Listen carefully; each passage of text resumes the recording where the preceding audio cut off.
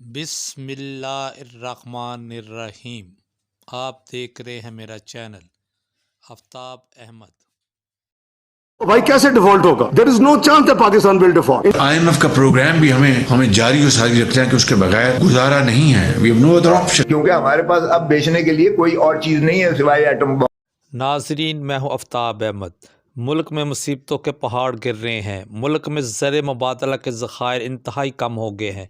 ملک میں بے روزگاری بہت زیادہ ہو رہی ہے اور ملک میں مہنگائی بہت زیادہ اپنے عروج پر ہے۔ ہمارے پاس امپورٹ کے لیے اتنی زیادہ رقم نہیں ہے، مگر ہمارے وزیر خزانہ یہ فرما رہے ہیں کہ ہم اپنی پوری کوشش اور دن رات کی محنت کے ساتھ ملک کے حالات ٹھیک کرنے کی کوشش کر رہے ہیں، اور یہ کہ جو لوگ ملک کو ڈیفالٹ ہونے کا خدشہ ظاہر کر رہے ہیں وہ سب لوگ جھوٹ بول رہے ہیں۔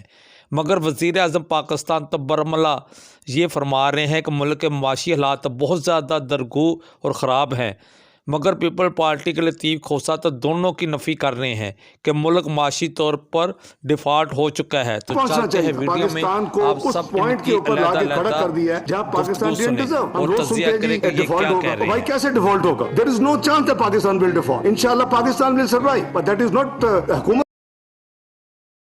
آپ نے سن لیا کہ ہمارے وزیر خزانہ اسحاق ڈار صاحب یہ فرما رہے ہیں کہ ملک ڈیفالٹ نہیں کرے گا، مگر ہماری تمام امپورٹ جو کراچی بندرگاہ پر جہازوں میں لدی ہوئی ہے، ڈالر نہ ہونے کی وجہ سے ان کی LC نہیں کھل رہی۔ اب میں آپ کو وزیر اعظم شہباز شریف کی وہ باتیں سناتا ہوں جس میں وہ یہ فرما رہے ہیں کہ ملک معاشی طور پر اس کے حالات بہت زیادہ خراب ہے، تو آپ خود سن لیں۔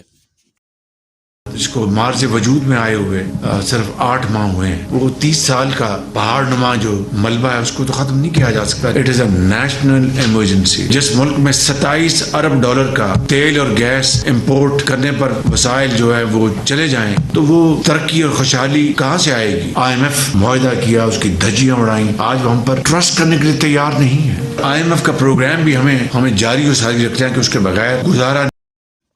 شہباز شریف صاحب فرما رہے ہیں کہ 30 سال کا جو گند ہے وہ میں 8 ماہ میں کیسے صاف کر سکتا ہوں، حالانکہ ان کو پتہ ہونا چاہیے کہ 30 سال میں زیادہ عرصہ نون لیگ، پیپل پارٹی اور JUI نے مل کر اقتدار میں گزارا ہے، کیونکہ 20 سال تک یہ دونوں جماعتیں اور ساتھ مولانا فضل الرحمان اقتدار میں تھے، لہٰذا ان کو 20 سال کا صاف تو لازمی دینا چاہیے۔ اور مزید وزیر اعظم قوم کو بتا رہے ہیں کہ ہمیں IMF کے پاس جانا پڑے گا، مگر وزیر خزانہ کہتے ہیں کہ میں IMF کے تلے منتیں نہیں کر سکتا، تو لہٰذا ان دونوں کے بیانات میں بہت زیادہ فرق ہے۔ مگر پیپل پارٹی کے لطیف کھوسہ ان دونوں کے بیانات کی نفی کر رہے ہیں اور فرما رہے ہیں کہ ملک تو معاشی طور پر ڈیفالٹ ہو چکا ہے۔